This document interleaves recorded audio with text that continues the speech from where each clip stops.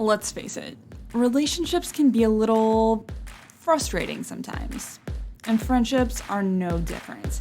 In this series, we explore the complexities of relationships and what to do when things aren't all rainbows and unicorns.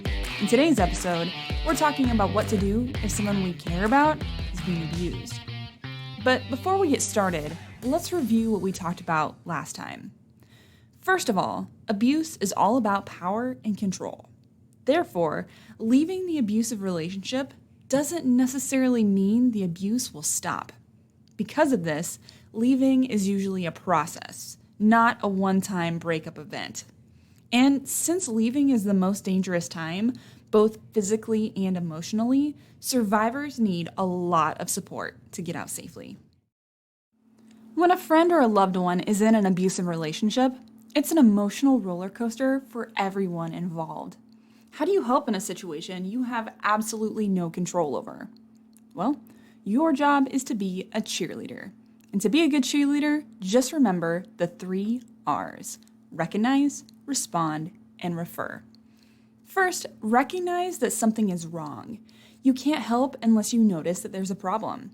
If your friend seems scared around their partner or anxious about upsetting them, if they make comments about their partner's explosive temper or jealousy, or if their partner just doesn't seem to treat them very well, it's time to have a conversation.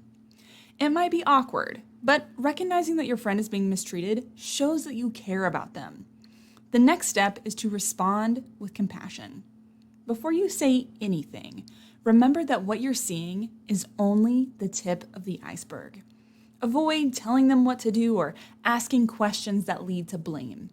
Instead, try opening the conversation with statements like, "I notice that your partner talks down to you a lot. I care about you, and you don't deserve to be treated this way. Do you want to talk about it?" If they don't want to talk about it, that's okay. Remind them that you care. Leave the door open and check back often.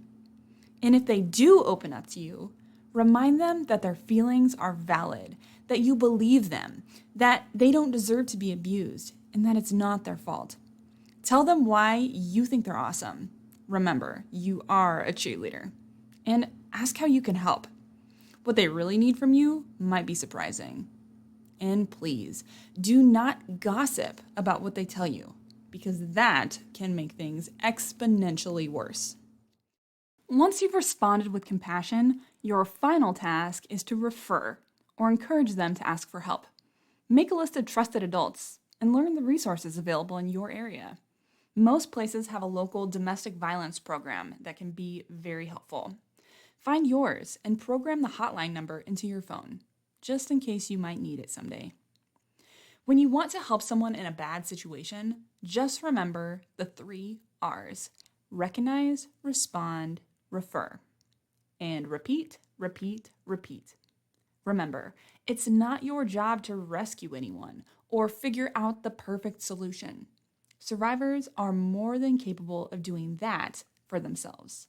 Your job is simply to help where you can and to care, because caring is the greatest superpower of all. In the next video, we'll talk about what to do if it's the other side of the equation, if our friend is the one who is doing the abusing. Until then, ta-ta for now.